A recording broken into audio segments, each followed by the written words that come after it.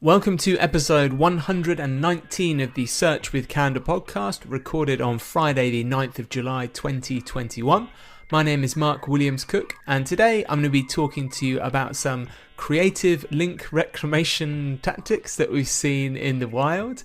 We're going to be talking about some interesting ways Google Search Console is collecting impressions data, and as well having a quick discussion around how Google is making another effort to link up authors and articles and what this might mean for search.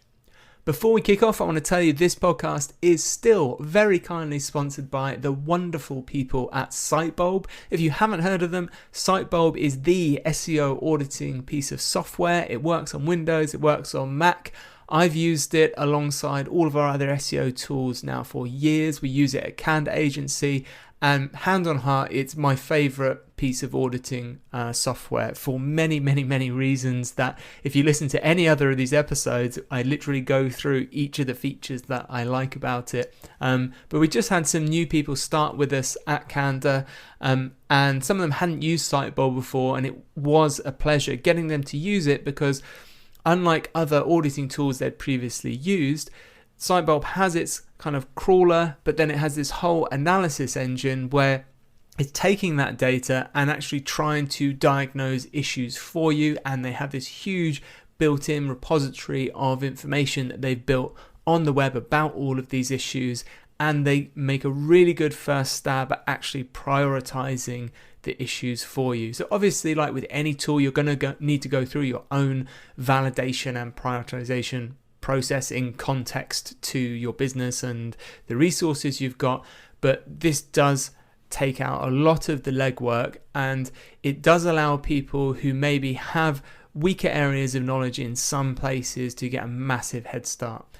If you're listening to this podcast, it means that you can get a special extended trial of Sitebulb. So there is a free trial normally. You don't need a credit card. You can just go and download it.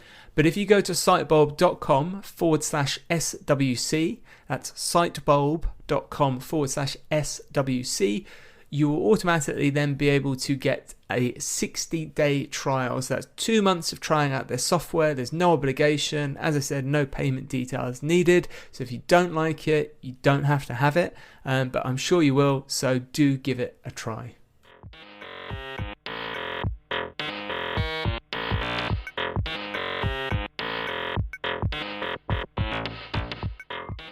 I want to kick off with something that I just found really funny this week.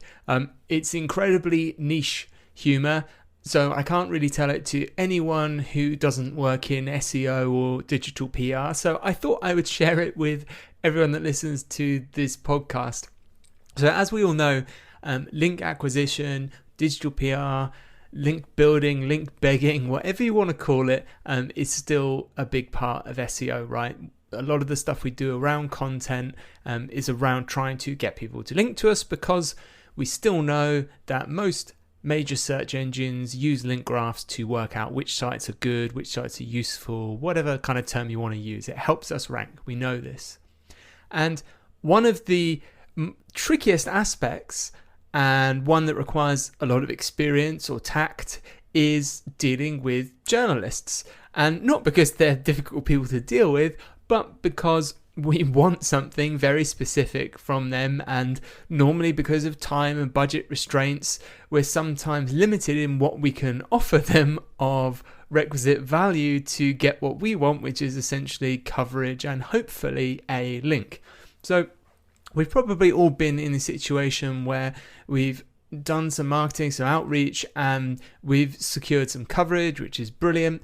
And then you have that realization when you look at the article that, oh no, it doesn't have a link. And you normally, well, you should be trying to, if possible, get someone to actually add that link in for you. Now, this is where it gets really difficult, because I really feel for journalists, because they are absolutely hammered by SEOs, and the majority of them very kind of producing very poor emails, just demanding links, and it must get incredibly tiresome. So much so to the point I've seen journalists complaining on Twitter about SEOs and digital PRs starting emails with things like "hope you're well," because that's the pretty standard opening line to someone that you don't know a lot about personally. "Hope you're well, by the way, here's the thing I want." And this created some discussion about, well, what should we say, and how can we make this work for both parties. So that is well known. That's an incredibly sensitive topic.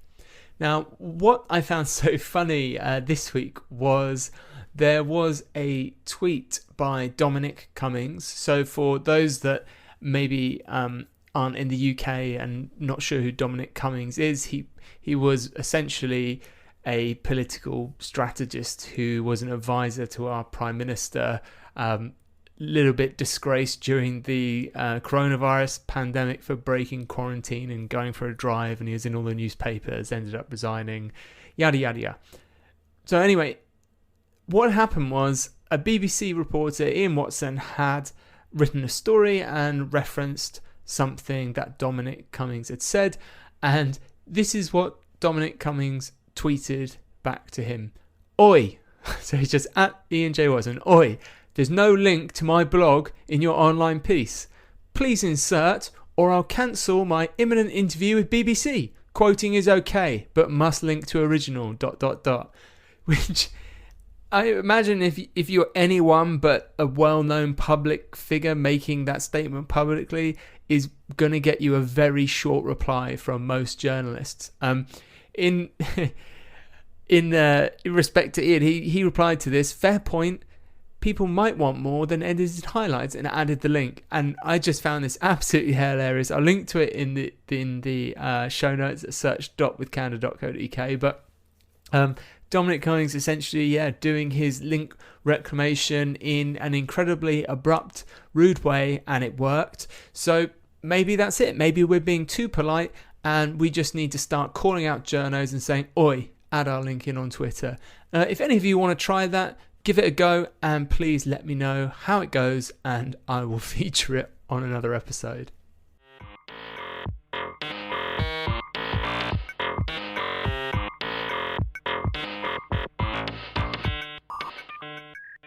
Okay, on to some real news now. This one was flagged up to me by Carl Hendy that Google appears to be making another concerted effort to link authors together with articles, the things they wrote through their knowledge graph. And they've done a blog post on the Keyword blog about this. And of course, as usual, search.withcandor.co.uk for the show notes, and I'll link you to it. I'm just going to talk you through it, and then actually it does relate to a previous episode we did. So this blog post was by Jen Granito, who's the Senior Product Manager of Search at Google, and it's entitled "Learn More About the Person Behind the News Article." Individual voices play an important role in the news and information we consume. With so many complex, important stories unfolding daily, people not only rely on specific publishers for the latest news, but also increasingly turn to trusted individual journalists, authors, and experts. We're committed to helping people access timely, authoritative news and information from a variety of different sources, as well as investing to help sustain a quality news ecosystem. Earlier this year, we launched full coverage in Search to make it easier to explore all aspects of a story from different perspectives. We also launched the Fact-Checking Open Fund to help journalists around the world correct misconceptions that circulate online and offline. Today, we're rolling out a beta feature in Search to help people learn more about an individual journalist or author by more prominently highlighting their recent work. Currently, when you search for a certain journalist or author, you might see an information box, also known as a knowledge panel, at the top of your results that provides a quick snapshot of information about that person. Starting today, for a small subset of these journalists, we'll begin including a carousel of their published articles on the search results page. This carousel will help you quickly understand what subjects that person has recently covered and make it easy for you to find some of their latest work. To start, this new feature is only available for a limited number of US English language journalists and can be accessed on mobile devices. We're looking to expand the feature over time to more journalists' devices and languages, but we're going to be testing out the different ways of organizing the content to ensure we optimize for the best experience. To that end, we're actively looking for ways to improve the experience and ensure it consistently shows the most useful information. Anyone can submit feedback by clicking the feedback button in the bottom right hand corner of the article's carousel. Publishers and content creators can help make their content more accessible and enhance their appearance in Google search results by adding structured metadata to their article pages, including the journalist or author's name and bio pages for their journalists describing their expertise.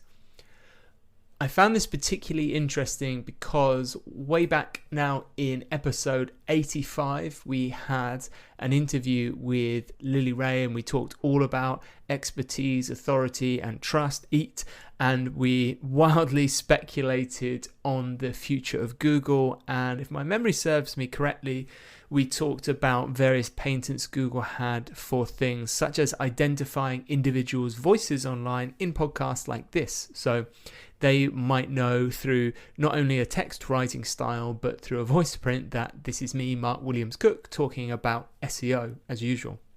And we're talking about how these things might become ranking factors, how machines or Google search are essentially trying to emulate the things humans use to make decisions about trust. So, and this is what we're talking about here. So while websites, domains and URLs can hold a certain amount of trust, in that as a human, if I go to a website that I know is trustworthy and well respected, anyone writing on that website for me has a certain amount of trust inherited from that because that brand has decided to let them write. However, the kind of reverse is true in that if someone who I trust or who is a particular expert writes on a website that's kind of a nobody, if you like, in the online space, that's not particularly well reflected by search engines at the moment, but it should be, right? Because if I went and wrote an article for Search Engine Land, why should that be any more or less important than an article I write and put the same amount or more effort in for somebody's blog that doesn't get a lot of visitors? So I think it's super interesting now that not only are we seeing this data being actively surfaced, so this is being added to the list of types of structured data that can give us enhanced search results, but I think it is signaling towards, hey, look, this whole tying up authors' articles and becoming known. And again, we did another podcast with Jason Barnard about knowledge graph and knowledge panels of individual users. It's all becoming very apparent that this is very important. So we should be taking steps to do this. To give you an example, we had a client that we work with that deals in kind of a medical sensitive area, and they have lots of blog posts on their site that are dealing with this subject matter, and the author for a lot of them was just kind of like admin. And I was saying to them, again, not even thinking about search engines, if a user lands here and they're trying to decide whether this is good information or not, it's not really doing us any favors that the author is admin. We ideally want to see the name, qualifications, credentials, experience of the person that's writing so that we can make a decision on how much we're going to trust the information we're seeing. So that in itself is super interesting, and kind of tied to this, I saw earlier in, well, not earlier this week actually, end of last month it was, that there was a headline on Search Engine Roundtable that says, again, Google does not use sentiment for ranking purposes. So this is kind of related to me in terms of the discussion of knowledge graph and taking in to account factors that search engines use to make judgments about what to rank. And this article is pointing out in 2018, Google's Danny Sullivan said that Google does not recognize sentiment in Google search. And he was asked again in 2021. So there's a tweet by Mark Sampson that says, Google does not recognize sentiment. Is this still true today? With the predatory site algorithm and sentiment analysis capabilities in natural language processing, has this changed? Does Google now consider sentiment in content about people, reputation, slander, etc.? And Danny Sullivan has given a great breakdown in his answer. He's written no.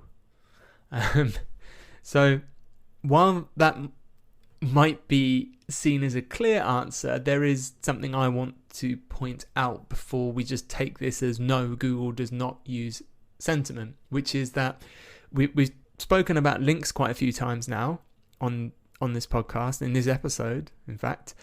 And what are links if not an expression of sentiment? Meaning, the reason search engines like Google pay attention to links is that there is such a strong sentiment that something is relevant or something is helpful or content is good that someone links to it. That's what they're listening to. Now, the question does specifically say things like consider people, reputation or slander, and Danny's answering no to that, and I think we can take that as correct. But I would keep an open mind when it comes to what are we defining as sentiment, and in relevance to what? In relevance to websites, in relevance to individuals, and how are we measuring that? I think it's an incredibly hard thing to quantify, and obviously a lot of the time, sentiment, there isn't really an objective answer. You could have different answers even culturally or across regions. So it's a very difficult puzzle for an algorithm to tackle. But I would consider the different ways that it could be measured and the ways we see it expressed in things like links before we just write it off as a no.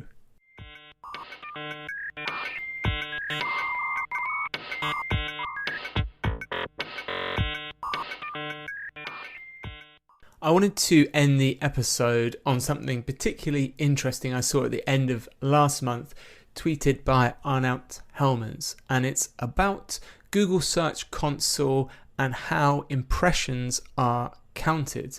Now, maybe I'm late to the party and everyone else knew this before me, but I wanted to talk about it because I think there's a fair chance at least some of you don't know this.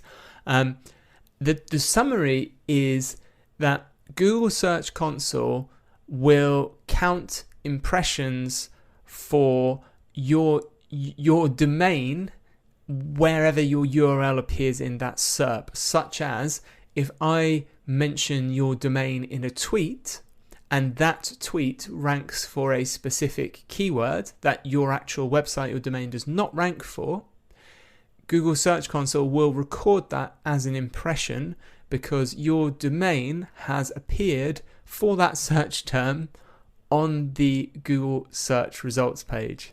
So I'll just repeat that because it is a little bit hard to follow. Essentially, Google Search Console will count impressions whenever your domain appears on the search result, even if it's not a listed result. So the example that Arnout gave was if someone tweets your URL and that URL appears in a search result, you will get impressions counted in Google Search Console. Now, some people apparently already knew this, but Arnout went one other step to do some other testing on this, because there were some questions around, well, what happens if there's things like URL shorteners? Do the impressions get canonicalized? So if there is, we know from the initial experiment, if someone tweets my domain name or my URL and that appears in a search, it will get counted as an impression. But what if someone tweets a shortened version of my URL that maybe they've used a shortening service for?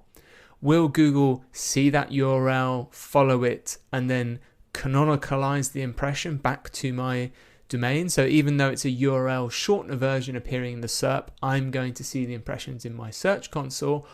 or does Google just record what it sees?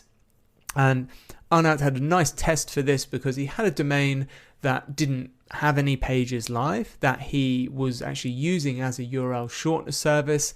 So he tested tweeting some of those shortened URLs, which were triggered by a keyword, and he found that the impressions were appearing in Search Console for the shortened URL domain, so for the actual URL shortener domain.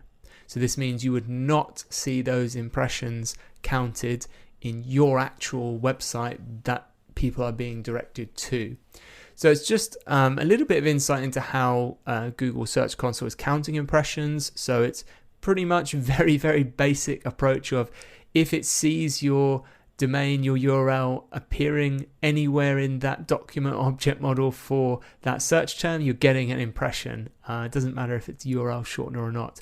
I thought this might be helpful because I didn't know this, as I said, and sometimes there's been some weird key phrases that I've spotted in Search Console that I know the site doesn't rank for, it doesn't have a page ranking for it, and I couldn't kind of track down where it was. So I assume it's going to be situations like this that's triggered those impressions. I thought you'd enjoy that if you didn't know about it. If anyone else has got any more data on it, I'd love to hear it. It's really cool seeing these little experiments coming from the community and just learning a little bit more about how Google Search and their various tools do work. That's everything I've got for you in this episode. If you'd like to join me on our e-commerce live event, I'll be with you on Wednesday on LinkedIn. So you can just add me, Mark Williams Cook, on LinkedIn. And on Wednesday at 9 a.m. BST, we will be doing another session with Quickfire Digital about e-commerce SEO. Until then, we will be back, of course, in 1 week's time, which will be Monday, the 19th of July. And I hope until then, everyone has a lovely week.